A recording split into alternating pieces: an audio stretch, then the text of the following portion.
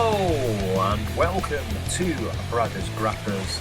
I am Pater Brothers, and on this episode we are going to be taking a trip back over the Pennines to Huddersfield and the parish as we looked in at the brand new era for TIDAL Wrestling as they started out with a double header with Pridal in the afternoon and SummerTIDAL Wave in the later afternoon. As I say it in a monotone way. So, getting there, because I know a lot of people are always interested to know how my travels are going to wrestling shows, because I must have one of the worst lucks going. So I knew full well that the trains weren't connecting from Manchester to Huddersfield because they never seem to do. So it was me meeting up with Steve the hairdresser and Craig that we both knew. Decided that I would book an Uber. It cost £30, which is pricey. However, at least you know you're getting there with an Uber. I don't recommend taking Ubers all the time, but sometimes you have to bite the bullet on these things. But we got there eventually, even if I can't even blame the taxi driver, because this has happened a couple of times now where the sat-nav does not seem to recognise, I think it's Queen's Road, Queen Street, which is where the parish is on. And for some reason, we always tend to miss where the actual venue is and leads us to kind of like getting out and walking around the corner, which is probably about a 20-second walk or stroll at least. But we get there anyway. Once upon getting to the venue, which was quite busy, which is good to see in this day and age, venues being busy. We saw my near regular on this podcast in Sam from Rambling About Wrestling, mainly because it's his neck of the woods in Huddersfield. Also bumped into my old mucker, Chris Lawson, who I think he's from Huddersfield as well. Not meaning to dox you in there. Also bumped into Chloe and Ben that I've met through Wrestling Jeebus. Two good eggs in wrestling shows that I've met and chatted to a couple of times now. And also Trouble in Kate, who we've chatted a fair few times now, and it's normally me just doing Danhausen impressions just to kind of like wind certain people up. And it does work, just doesn't seem to work on everyone. The parish, though, is, it is a nice venue. From the outside, it doesn't look like it could hold a wrestling show. And then when you go in, there's no particular place where you think, where's the ring? But because it's a music venue mostly, with like a downstairs restaurant, you have to go through the doors, up the stairs, and then follow it round till you come to the main part. Has a lot of character about it, which is probably why I like it. A lot of... Pause that thought. Yeah, so like I was saying, the parish, really nice building. Apparently the drinks are well priced, so I'm led to believe. Plays Paramore, so that gets a 2 thumbs up from me at least. And there's not a lot of room in the parish for like wrestling. You have like one row of seats at ringside, and then you have like a staging area at the opposite ends. One, I think it's 3 rows you have, and the other side is standing. I have yet to attend a show where it's been kind of like massively packed out, but you get a good view from where you are. So let's get into what happened, shall we? Seeing as we are all here. So we started the day off with TIDAL Pridal, which was a special LBGTQ show that took place. The first match, I will stress now, I did not see a whole lot of. This was due to an incident with me knocking a drink off and dousing one of the crew members, which I apologise so many times that it still bugs me to this day. But we'll try and quickly move on from that. That said, the opening contest was involving Eddie Jade and Pele. One of the rare times that I get to see Pele as kind of the rule breaker on a show. And it, in a weird way, it was quite exciting. Because I think those amongst my group know that I am a big Pele fan. So, and in truth, one of the reasons I came to TIDAL was kind of to cheer Pele on. Then realised I couldn't because he was a rule breaker. The match didn't go that long.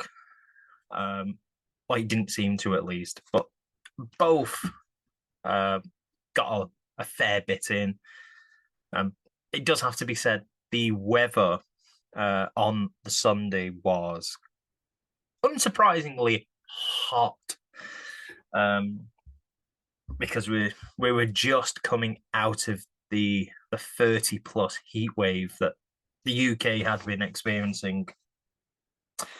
And if you'd heard my earlier podcast from Bridge Pro, apparently the venue at one point there was allegedly, from what I've seen from one person, was 39 degrees.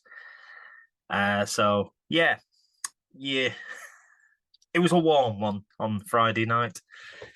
However, a couple of days removed, it was still warm. It was still clammy, but it was a heck of a lot cooler than it has been. And this match, albeit I didn't see a whole lot, Jade looked good, to be fair. I think they did a moonsault, or they did a senton, which clipped Pele. I didn't see a whole lot of the first match, obviously for what I said earlier. But in a massive area, I had one person stand in front of me who, in fairness, did say to me, was I blocking their vision?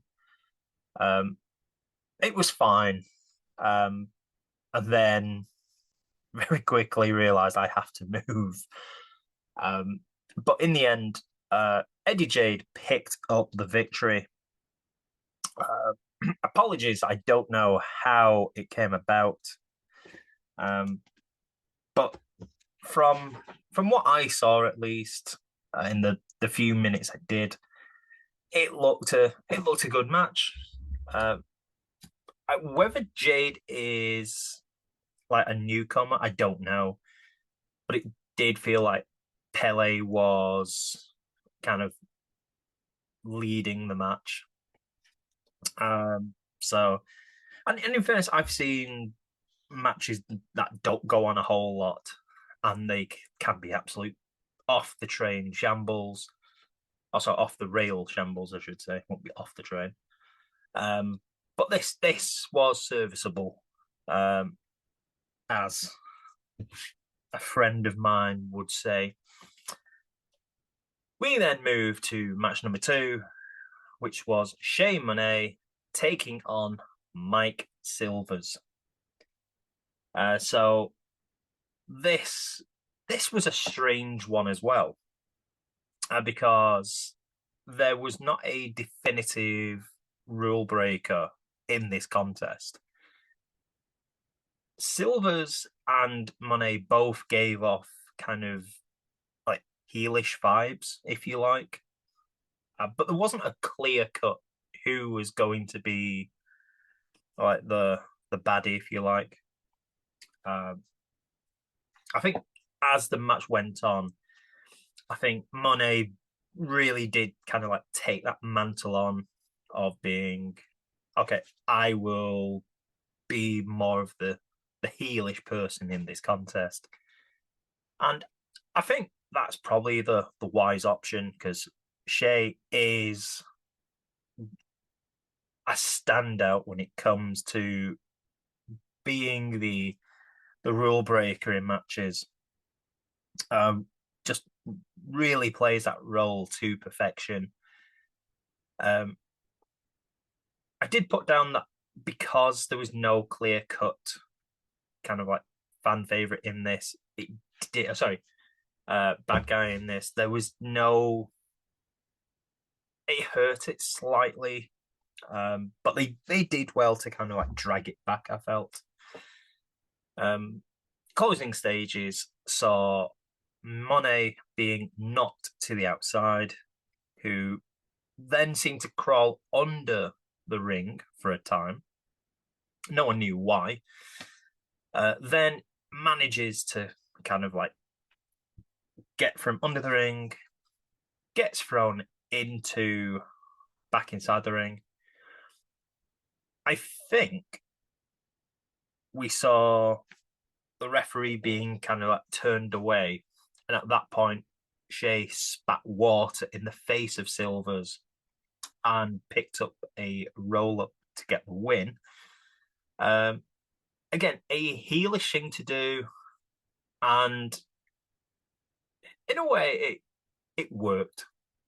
The match itself was fine. There wasn't a whole lot I can really speak on, but it was fine. There was nothing bad. A lot of the matches at times I felt also was due to the heat, because they did, I think after possibly this match, they decided to open the doors in the far corner. Plus you have the doorway where people can freely come back and forth, and does also lead to where the wrestlers vacate after matches. So yeah, that was that match.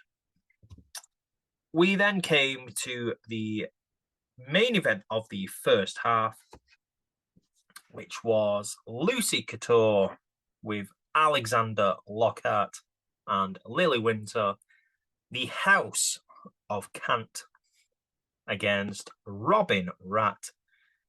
Again, another short contest, this. But Couture, who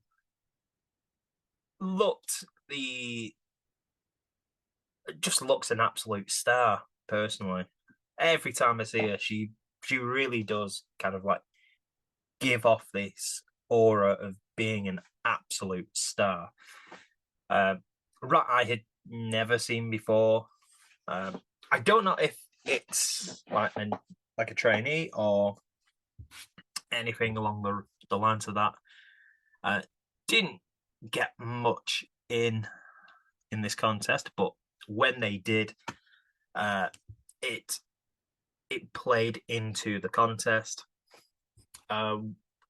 We had Rat cleaning the clock of Alexander Lockhart, who then went through a phase of swiping everyone's fan on front row and using it upon themselves, which was quite humorous at the time.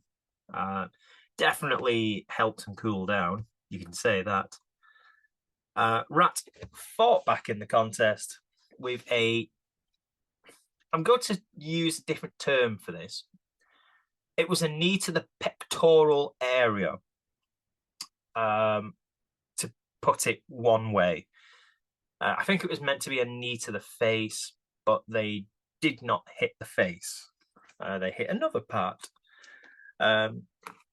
So we then had the House of Cant interfering, obviously. And this led to Vusyk hitting a stunner and getting the 1, 2, and the 3 to pick up the pinfall victory. So that was the end of the first half. Decent first half, it has to be said. Didn't run very long at all. Nothing wrong with that, though. So we had a little interval, went outside for a tiny bit, basking in the glorious Huddersfield sun and the cooling breeze that we had on that particular day. Anyway, we then headed back in for the second half and saw Rich T having an open challenge, which had them coming out, cutting a promo, talking about Pride, which is what the show was all based around. Trying to cut an emotional promo and saying they had something they wanted to say, and said that they were straight, and then began to spray Lynx Africa all over themselves. Yeah, it was a bit of fun, to be fair. We had chants of, obviously because they're called Rich T, there were chants of biscuits and hobnobs. And then we had someone answering the open challenge, and that was your dad's favourite wrestler, Jimmy Kuma, as they answered it. And Kuma, who just in every way was bigger than Rich T. We had a couple of interesting maneuvers. One where Rich T got on the back of Kuma and began riding them.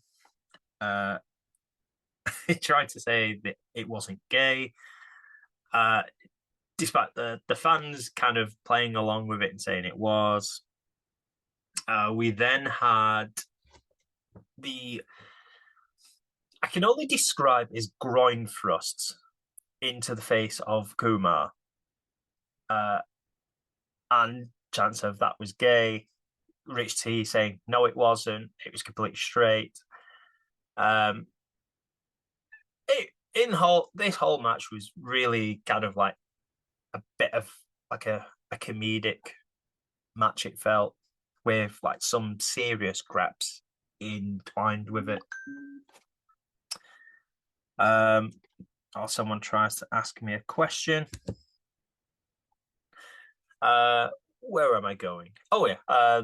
So the match ended with Rich T putting Jimmy Kumar in a single leg submission, or single leg crab, if you like, and that got the tap out victory in this contest. your main event of TIDAL Pridal was Alexander Lockhart with the rest of the House of Kant in Lucy Couture and Lily Winter, weirdly wearing black. And having seen her solely wear white is such a mind fuck. But yes, they came out offering support, to put it one way, for Alexander Lockhart. And their opponent was Sammy Blue, joined by Sammy 2. But, I mean, someone said you can't tell them apart. In wrestling terms, no, of course you can. In reality, there's a clear height difference. But we move on from that. The match itself, this was a really fun match and definitely had the crowd going more than any other, I thought. As we saw equally as much action on the outside as in. Sammy 2 was constantly needling Couture and Winter. Not in a physical way, more just winding them up and almost trying to outdo them in terms of being annoying. So if they were doing it, Sammy 2 would do it back, but in kind of like a fan favoritey way. And then we saw Sammy Blue getting some good moves in. Lockhart, who I've only seen previously, actually it was the last title show I'd seen him. Really enjoyed watching them. This was a different type of match though. So the back end of this match saw Couture and Winter getting up on the apron, followed by Sammy 2. This then saw Winter jump down, run round the other side, handing a baton to Lockhart to use. However, Sammy 2 told the referee, who I believe is Ref Katie. So she turned around. Lockhart is caught red-handed with this baton, tries to claim he hasn't got anything in his hand, which you could not disguise this long, thin, black baton he had. Throws it away, and then we just have like the House of Kant and everyone just causing more problems for Katie, who I think she throws them out, and they're still just mouthing off, say, you can't throw us out, you can't throw us out. Sammy 2 comes around the other side, hits a double team with Sammy Blue. Sammy Blue wins with I'd say a code red, but I'm calling it a code blue, which I imagine is what they call it. They pick up the 1, 2, 3. That is your end of TIDAL Pridal. A very short show, but a lot of fun. So I enjoyed it quite a lot, to be fair, minus the drink at the start. But yeah, it was for the first kind of mini show, I enjoyed it. So yeah, if you don't like it, tough. We then went into the kind of the 2-show break and or halftime, if you want to call it that. And we ended up going to the local shopping centre as we followed the locals, sampling the delicacies of what Huddersfield had to offer, which was a Greggs. So ended up getting a couple sausage rolls and a cheeky little Rice Krispie bite. and then ended up walking back, discussing things that would have made a Smurf even bluer. Is one way to describe what we were talking about, or tried not to talk about. So we return to the parish, and upon leaving the parish and returning, I bumped into Andy Ogden of Graps and Claps. I didn't know he was coming down, to be fair. Did tell me later on that he had encountered the same transport problems that besets me quite often, informing me that a lot of trains from Rochdale to Huddersfield were a real lottery, is probably the best term I can use for that.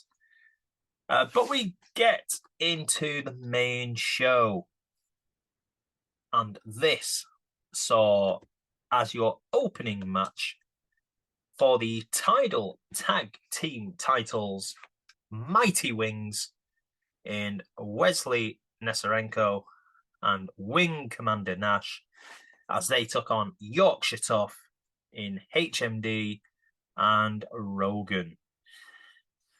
Now, this confused me at first because the last title show I attended, Mighty Wings won the tag titles from Misery Business and started out as good guys and left as the bad guys. But in this, they were still seen as the fan favourites, which did kind of throw me off a tiny bit to begin with. Nash was the, if you want to say, the comic relief in this contest. Nesarenko was pretty much the solid wrestler of the team. HMD tried to be the bully, but is no monster or bully compared to Rogan, who just looks like there's no love on his face at all. He is an absolute bruiser, and that effectively kind of, it just felt a bit of a weird match for me. Yorkshire Tough really did a lot of the heavy lifting, I thought, in this. Nesarenko was really the more of the wrestler in this. Commander Nash, I've seen a couple of times.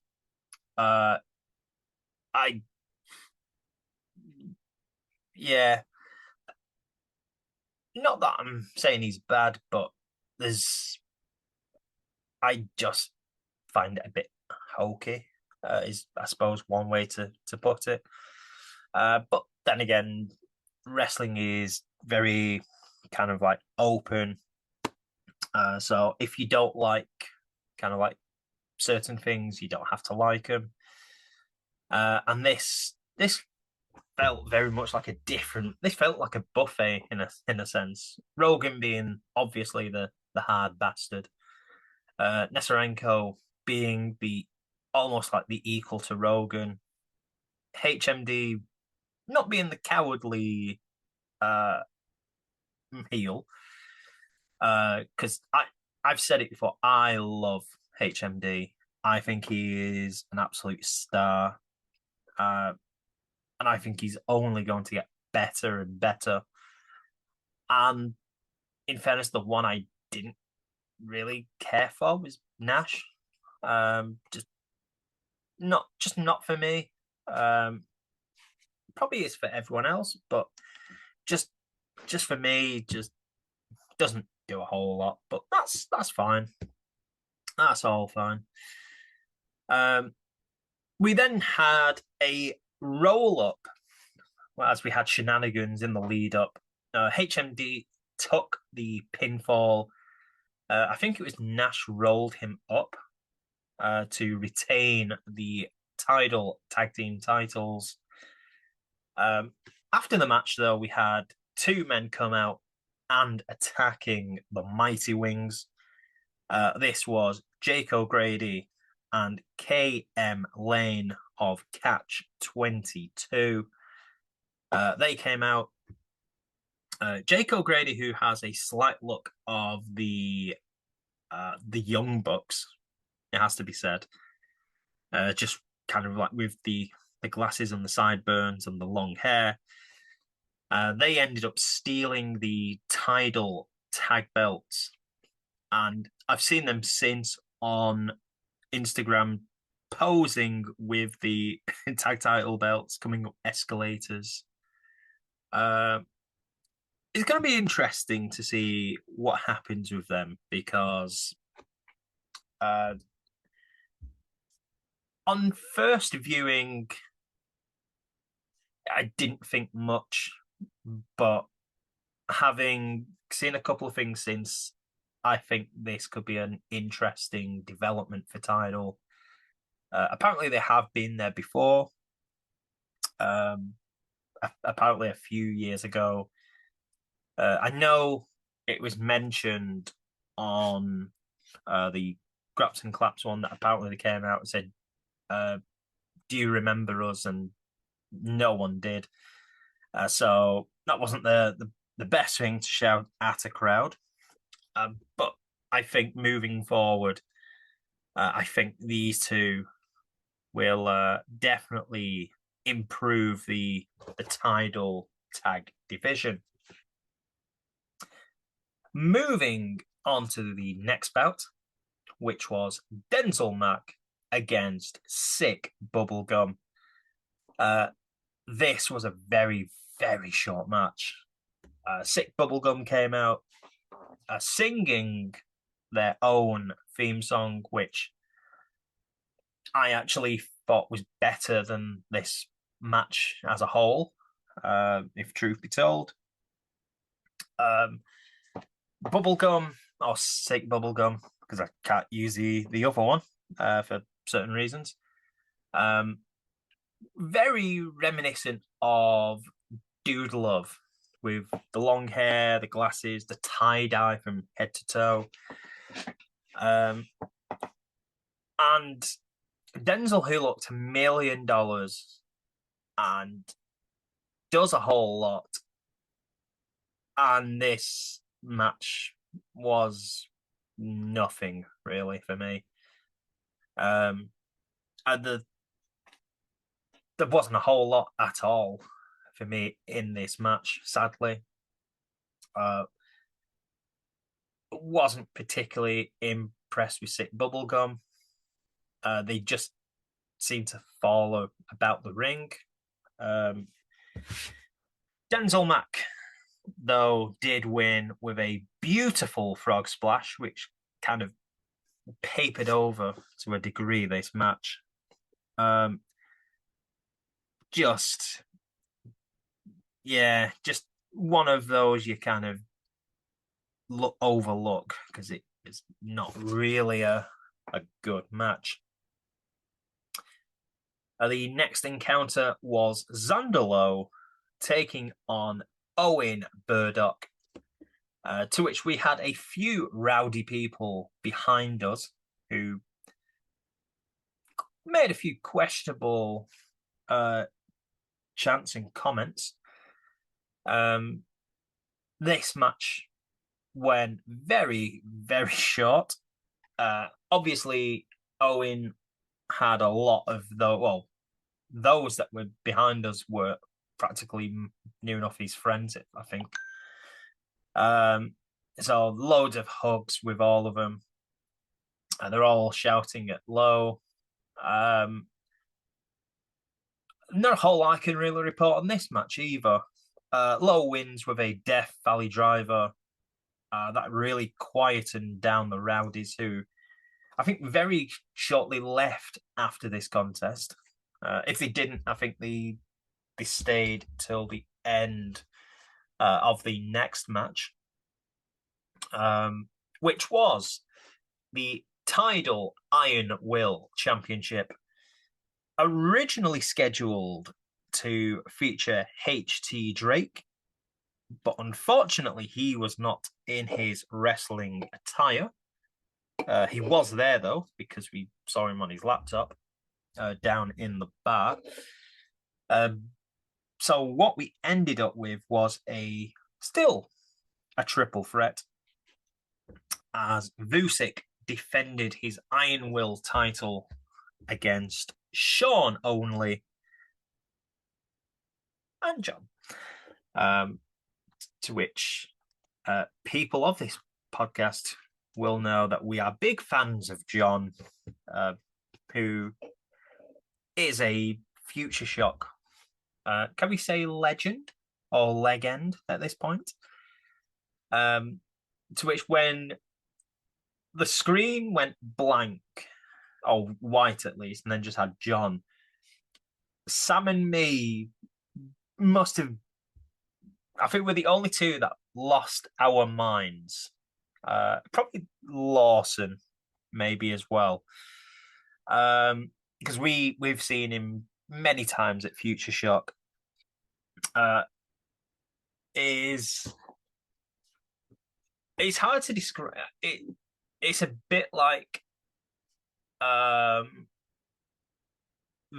mean, if I had to choose someone, it's like Orange Cassidy, the kind of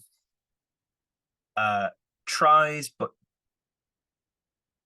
doesn't. He feels like he's very just happy to be there, and I think when you first see John, you don't know how to react or what he's about, but he's someone that feels like he shouldn't be a wrestler. I'm trying to think how what I mean by that. He doesn't come across as like the stereotypical wrestler or someone that just starts out. He just walks around like he's very happy, happy-go-lucky. Has a few moves in his arsenal, but one thing John has, and there are a lot of other wrestlers who may have kind of their gimmicks, their movesets, that they could be the most charismatic wrestler, but there is something about John where less is more, and with John, it's just, I don't even know how to describe him fully. It's just, he comes out and the crowd, especially at Future Shock, you see John, you'll get the John chant, and the entire room is solidly behind John. It is a strange phenomenon, of which you have to see him to fully experience it. The John experience is one way to put it. It is just I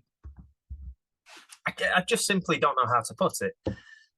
But John is, I mean, he is the proverbial punch bag in this bout. Because let's be honest, he wasn't scheduled to be in it.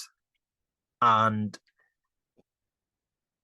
to then have him included, and we had Augie doing the Star Wars chant, or the Death Star tune to literally just using the word John, and had a fair few people joining along.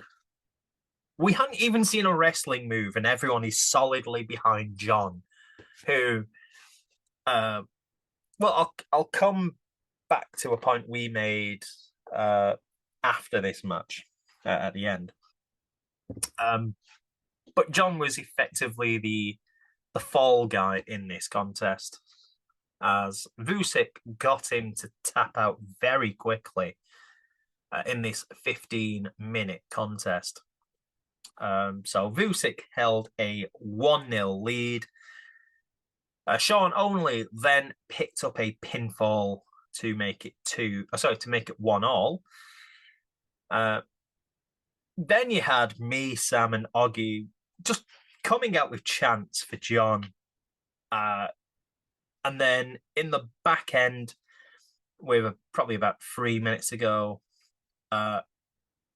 only then edged ahead in the contest to go 2-1 up, pinning John, to which a lot of us really wanted John to just like get one pinfall at least.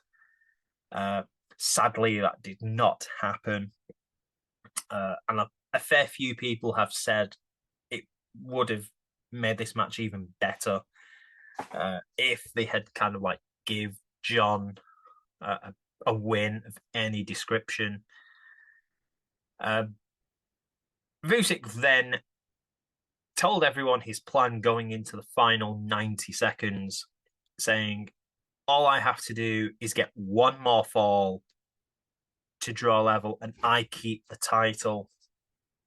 So the Czech technician put a submission hold, I think it was on John to begin with. And then just as it looked like John was going to tap out, Sean came in, broke that up. Vusyk then puts him in I think he puts him in his, I don't know what the move is.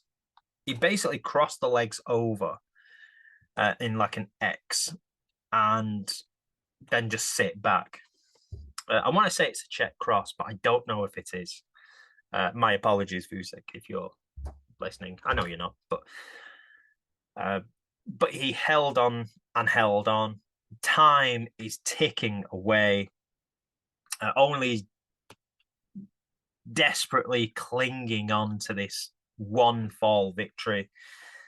And then as we get to the last 10 seconds, Vusyk really cranks on it, trying to draw this submission from his opponent. Time expires and he cannot get the fall needed. And so your new Iron Will champion is Sean only. After the match, it had Vusyk targeting the necks of both opponents, stomping on both necks, needed the ring crew and also kind of referees to come out to try and stop the carnage. It did not particularly work. Vusyk left in an absolute huff, was not a happy camper, unsurprisingly. And that took us into the interval. Now, I'm going to say this because we were discussing it. There's two ways to look at this for me. The good side is everyone in that room by the end of this match was cheering for John. And if anything, John got a bigger reaction than both men in this match. Even the new champion did not get much of a reaction compared to John. It was more like a golf clap compared to what John was getting.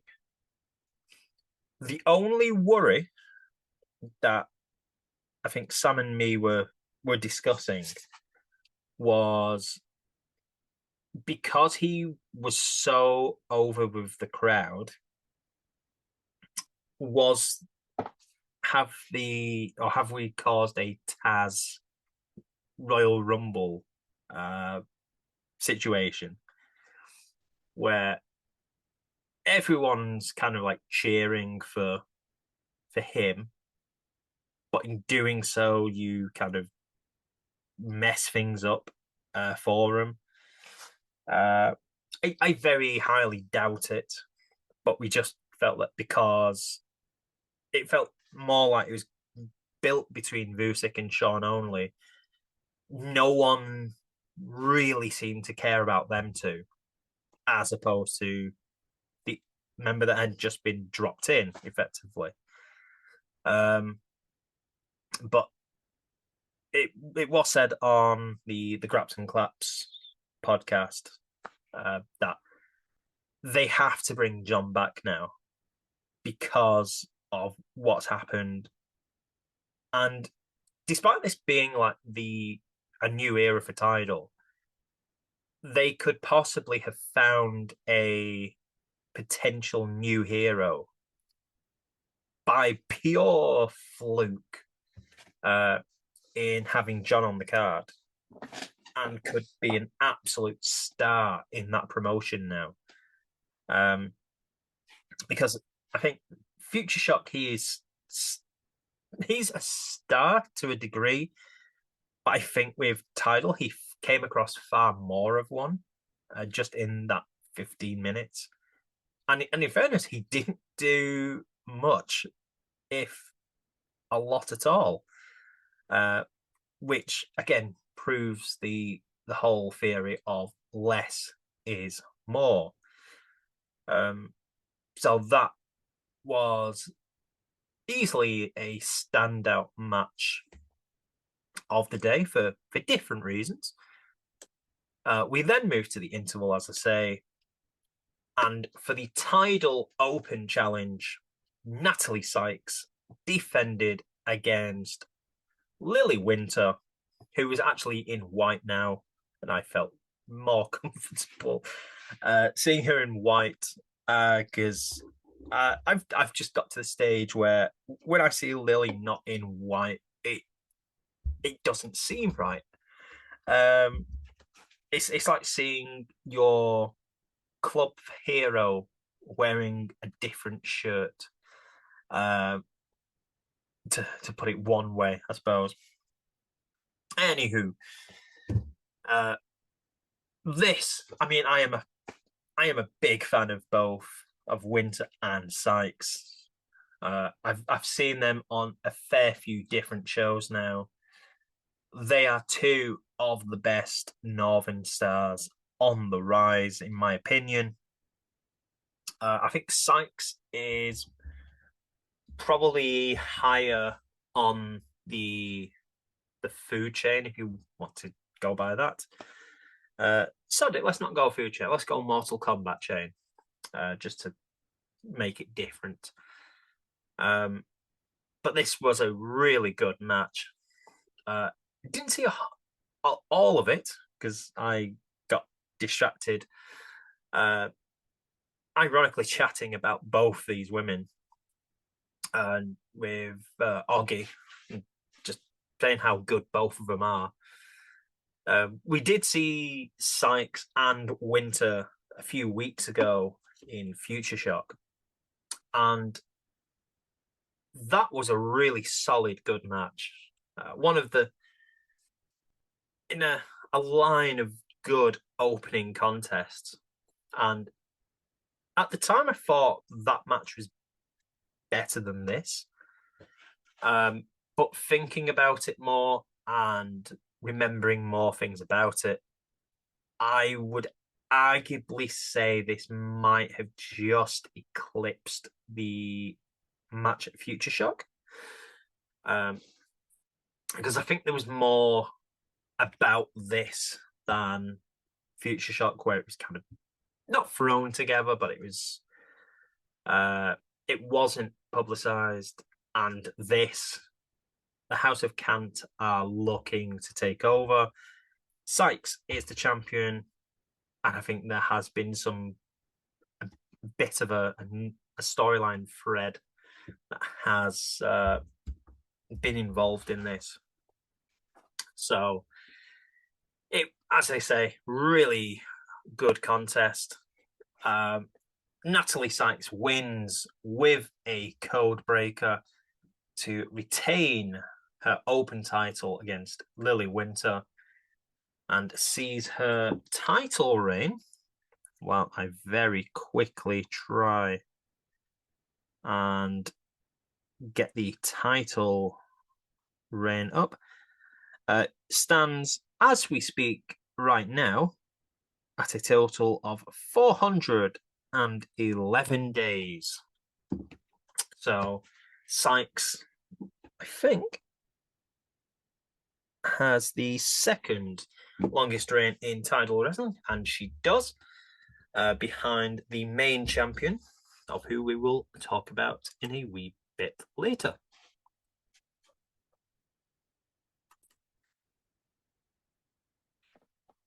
We then came to Ian Skinner taking on Mo Akhtar. This was, you could say this was a bit of a sleeper match. Mo Akhtar, who I've seen a few times, I believe I've seen him at North, and I saw him once at Future Shock in a tag team. Skinner, I've seen a fair few times, so I am aware of his game, so to speak.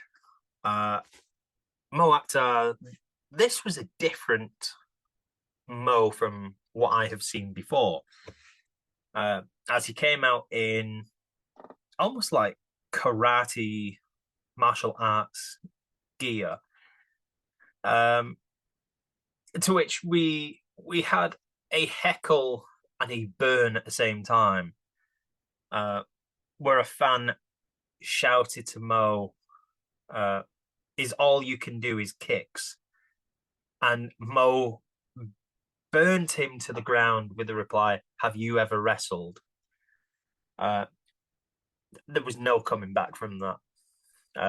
If that was a match itself, he would have had the referee stop the contest. This was, well, it was hard hitting, to be precise. Both men put on a real show. And I'd make a case this had the fans gripped the most, matches wise. I don't know what Akhtar is going for, or what his particular what the gimmick or the decision is to go down this way. I'm not too sure. I mean, I don't see him that often, so this could be well known, but for those not that don't see him much, it just looked a bit off from what I've seen Akhtar in the past. Skinner was, strangely enough, and through me, he was the fan favorite in this, which I don't get to say very often, and it was a nice change to see Ian as kind of like the good guy. That said, though, getting away from kind of like who's who and what was wiring what, this really was a good contest, and from what I am told, had a mini standing ovation, from some at least, as Skinner is educated with the feet and the lariats. Akhtar is,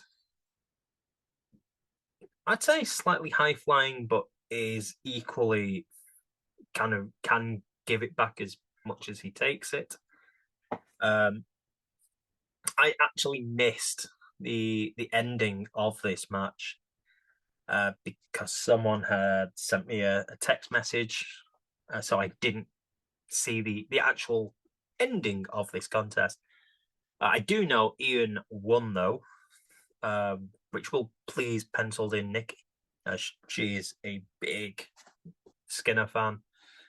The match overall, though, really, really good. I would not be against seeing it again.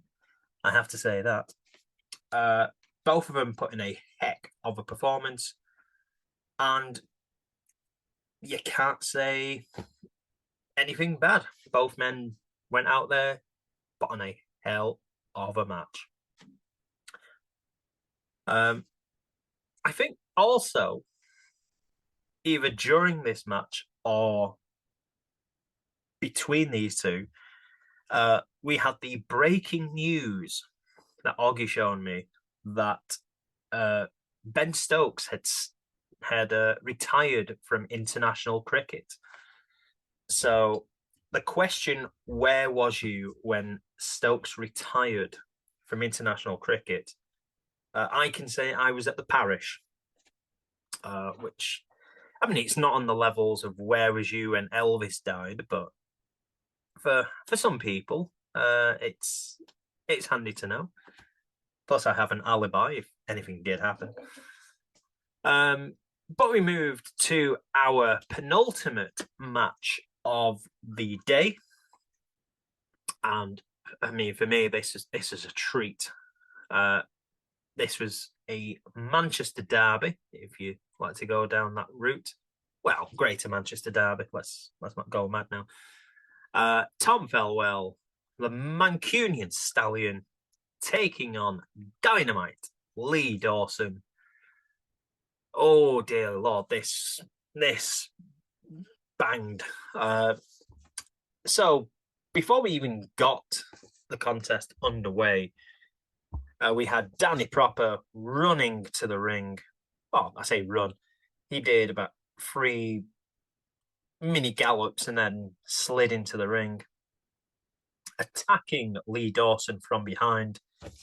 Ref Katie going mad, trying to get him to stop. Felwell strolls to the ring as slow as he can do, while Proper does the dirty work and just like beats down on Lee. And then Proper gets out the ring, Felwell gets in, and he's acting surprised over what has happened. The extra thing about this match was, again, as I said, standing next to Mr. Ogden.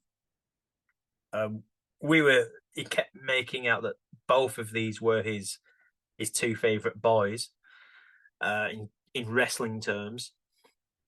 And we basically said this was for the Ogden Championship, because he couldn't decide who he wanted to cheer for, which I think we were just laughing about it personally. But once that bell rung, Katie's asking Dynamite, are you okay? You ready to continue? You fine? Lee says, yeah, I'm good. Bell rings.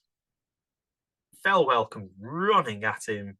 Dawson dodges out the way and just proceeds to put the boots to Tom.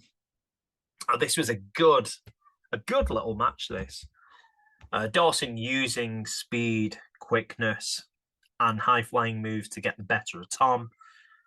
Felwell using his strength and just brutality on Dawson to try and get most of the offense in on him.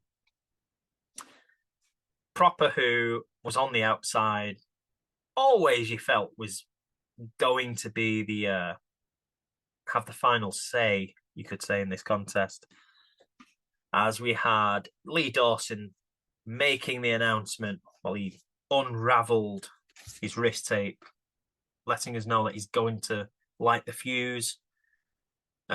Picks up Tom, drapes his feet over the top rope so he can hit the powder keg DDT.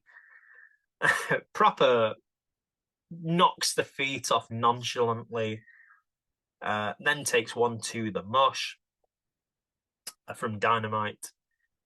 And when Dawson turns round, Felwell hits him with a goddamn spear. Then soon after, Felwell hits him with 2 lariats, and that helps him pick up the win. Oh, this was such a good match. One of my favorites, but that could purely come from a side of bias. So that, and Felwell now holds the Ogden Championship. So there is that. However, we come to your main event of the evening and saw Spike Trivet defending the TIDAL Championship against Ace Matthews. So this whole match really started on the last show I went to, as Ace Matthews is on a slump at TIDAL, having not won in nearly 2 years. Coming into this, it was 2 years, as the TIDAL chief himself in Matthews wanted to end that streak and asked that he wanted to face the TIDAL champion because he thought that could make him try even harder and end things. So the match was made last time out. The match, though, was pretty much, it felt to me at least, and a few others, like Spike was just dominating this contest, and Matthews didn't get to do a whole lot. Even thinking about the contest now, the only real offense I can really recall Matthews doing was trying to hit his kind of like thumbs up pump handle slam. Spinal really just seemed to have this match in his pocket, in a sense. I think they were trying to go down the route of Matthews hasn't won. He's kind of like there's no confidence, but he's trying to fight through it. He knows Spike's the better wrestler, but he wants to kind of like show that he can do it. He needs to do it. But it just didn't really come across that way. I mean, it was a long. Oh, I say it was a long match. It was the longest match probably of the day. Wasn't a whole lot I can really add to this. It was a long match that did a whole lot of nothing. If truth be told, Spike ends up hitting the Tower of Silence, having tried it numerous times. But that would prove to be the difference maker, as Trivet retains the TIDAL Championship. And for Ace, it just keeps that losing streak running on and on. After the match, though, we had Vusyk come in, trying to take out Spike Trivet. And then Vusyk absconds the ring, tries to run off. Trivet then gets the microphone and then cuts a weird promo. Because he says, I know this is really stupid, and the fact you don't have the Iron Will title to kind of like cash in for a title match, this is going to sound completely stupid, but here we go. And then challenges Vusyk to a title match at Subject to Change on September 27th, which is the next offering from TIDAL Wrestling at the Parish. Yeah, it was a weird thing to say in the promo, and to set it up was weird as well. So not too sure that particularly helped build that match. Yeah, just a weird whole number of things around that main event for me. But yeah, we're getting Trivet and Vusyk on September 27th for the title. Yeah, and then that was effectively the end of the show. Yeah, it was a show that was really good. It was to put it a good way for TIDAL, it ebbed and flowed in the sense that you had the opening match, which kind of was fine.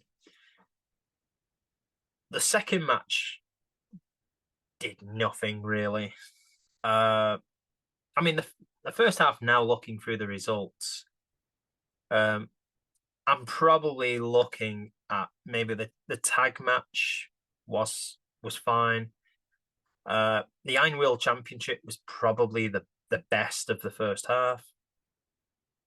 Second half really kicked on with the Open title, Skinner and Akhtar, Felwell and Dawson, and then it just seemed to lose its way a bit in the main event, and then the promo at the end. Yeah, it was a weird end, but hey ho, it's a new beginning at TIDAL, so I will let it play out as its new ownership. So we will see what happens next time out. Overall, though, the day really enjoyable. I will happily come to TIDAL again, mainly because I like the Parish. A lot of the matches were decent to good. Also, equally, a couple of matches were stinkers, to be brutally honest. But yeah, a decent show. I will probably not be there in September because I believe that clashes with another. But as the Onion says, that's your lot. And so next on the horizon for me, at least, is GPW in Hindley this Sunday for the Great British Beatdown at the Monaco. A fantastic stacked card. So I am really looking forward to that. We'll see how the travel goes because, me and transport, we just don't mix. It's like water and oil. But for now, at least, thank you for taking the time out to listen. And I'm sure you'll hear my dulcet tones sometime next week, explaining what happened at GPW. But that is me, and we'll catch you down the